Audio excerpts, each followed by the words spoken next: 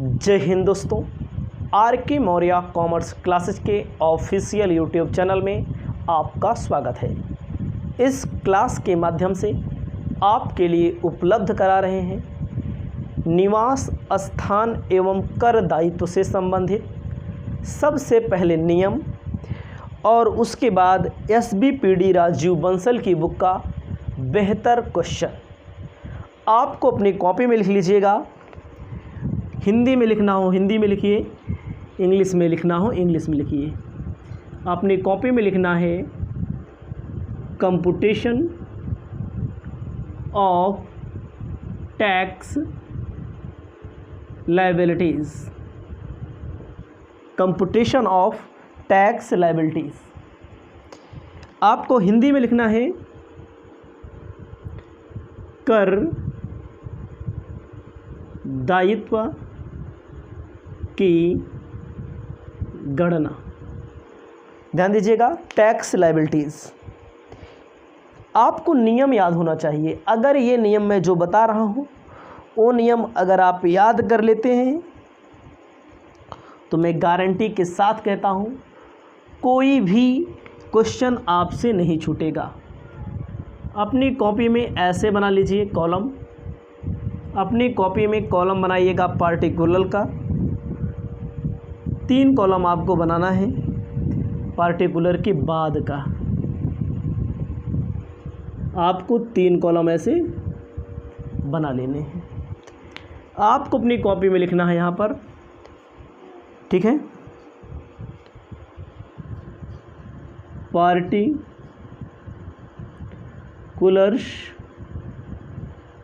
Of income. Particulars of income आपको अपनी copy में लिख लेना है। उसके बाद आपको लिख लेना है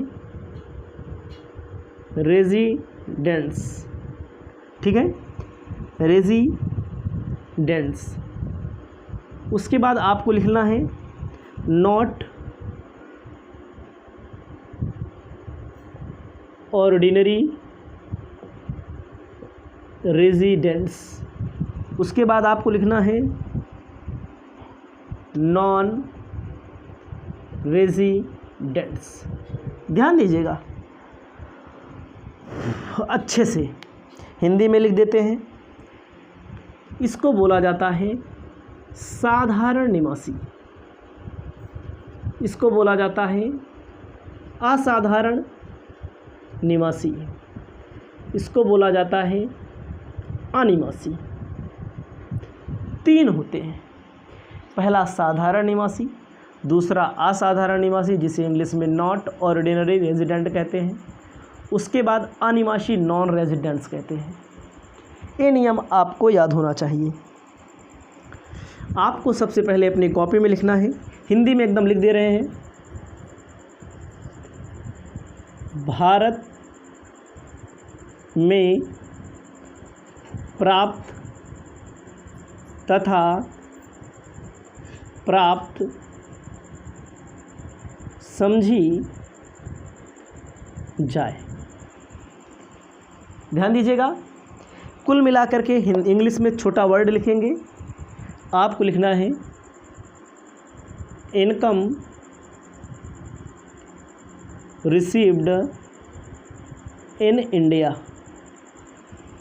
इनकम रिसीव्ड इन इंडिया, ऐसी कोई इनकम जो आप चाहे इंडिया में कमाएं या इंडिया के बाहर कमाएं, अगर इंडिया में रिसीव हो रही है तो तीनों कंडीशन में टैक्स अप्लाई होगा। यानी कि चाहे कोई व्यक्ति रेजिडेंट हो, साधारण निवासी हो, असाधारण निवासी हो और अनिवासी हो, तीनों कंडीशन में टैक्स भारत में देना पड़ेगा। फिर से समझ लीजिए, बार बार पढ़ने का मौका नहीं मिलता, बार बार समझाने का भी मौका नहीं मिलता। ऐसी कोई इनकम जो इंडिया में रिसीव हुई हो, रेजिडेंट में, नॉट ऑर्डिनरी रेजिडेंट में और नॉन रेजिडेंट में, साधारण निवासी, असाधारण निवासी एवं अनिवासी में भारत में प्राप्त हुई हो, चाहे इंडिया में वो कमाई गई हो चाहे इंडिया के बाहर कमाई गई हो, अगर वो भारत में प्राप्त हुई है तो तीनों दशाओं में टैक्स लगेगा। आपको लिखना है अगला, भारत में उपार्जित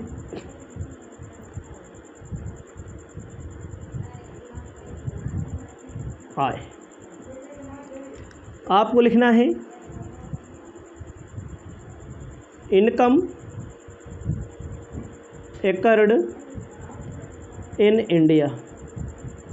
ऐसी कोई इनकम एकर्ड मतलब उपार्जित का मतलब इंडिया में जो कमाई गई हो, छोटे छोटे अक्षरों में लिख रहे हैं ताकि आपको याद हो जाए। टैक्सेबल रहेगा तीनों दशा में। Income accord in India, accord का मतलब क्या होता है? भारत में उपार्जित आय। दो नियम मैंने लिखवाए, एक है दुनिया के किसी कोने में कोई भी व्यक्ति पैसा कमाएगा, अगर भारत लेकर आएगा तो तीनों दशाओं में टैक्स देना पड़ेगा। और दूसरा नियम मैंने लिखा है, अगर कोई भारत में कमाएगा और भारत के बाहर लेकर जाएगा तब भी तीनों में टैक्स देना पड़ेगा। अगला लिखा है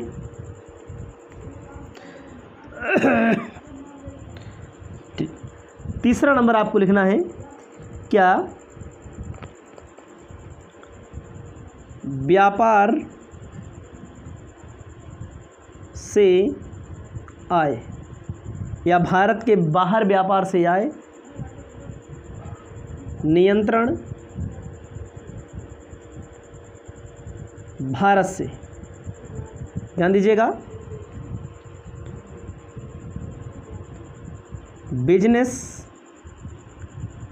इनकम कंट्रोल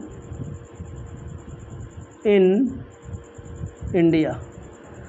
अगर कोई व्यक्ति भारत के बाहर बिजनेस करता है और वह इंडिया से कंट्रोल होता है तो दो दशा अगर निकल कर आती है, टू कंडीशन, तो टैक्स लगेगा, तीसरी दशा में टैक्स नहीं लगेगा। फिर से एक बार भी समझाएंगे इसको, इसी को मथना है दिमाग में, तो एक एक सवाल आपको लगा करके सॉल्व भी कर देंगे। चौथा नंबर लिखना है, व्यापार से आय जिसका नियंत्रण भारत से ना हो। ठीक है,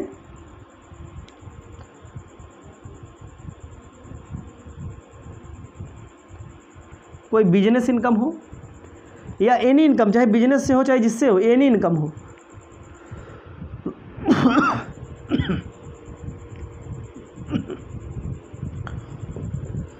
उसके बाद आपको लिखना है पांचवा number, any untaxed income past year. Any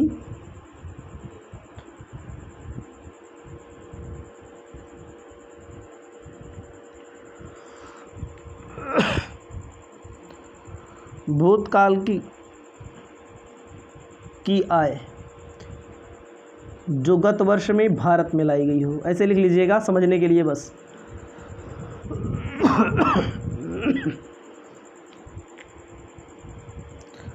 लिख देना है टैक्स लायबिलिटीज। आपको समझना पड़ेगा ये नियम क्या कहता है। भारत में प्राप्त तथा प्राप्त समझी जाए। क्या होगा अगर भारत में कोई इनकम रिसीव होती है, भारत में कोई इनकम रिसीव होती है तो तीनों दशाओं में टैक्स लगेगा। अगर कोई इनकम भारत में कमाई जाती है तब भी तीनों दशाओं में टैक्स लगेगा।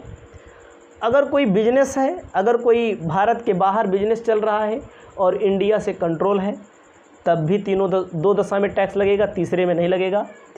व्यापार से आए जिसका कंट्रोल भारत से ना हो तो केवल एक दशा में टैक्स लगेगा। पास्ट ईयर की इनकम जो प्रीवियस ईयर में लाई गई हो इंडिया में, केवल कोई दशा में टैक्स नहीं मिलेगा, जोड़ लिया जाएगा। यही आपका बेसिक नियम होता है। इसको अपनी कॉपी में सबसे पहले लिख लीजिए, इसके बाद क्वेश्चन सॉल्व कराने जा रहे हैं।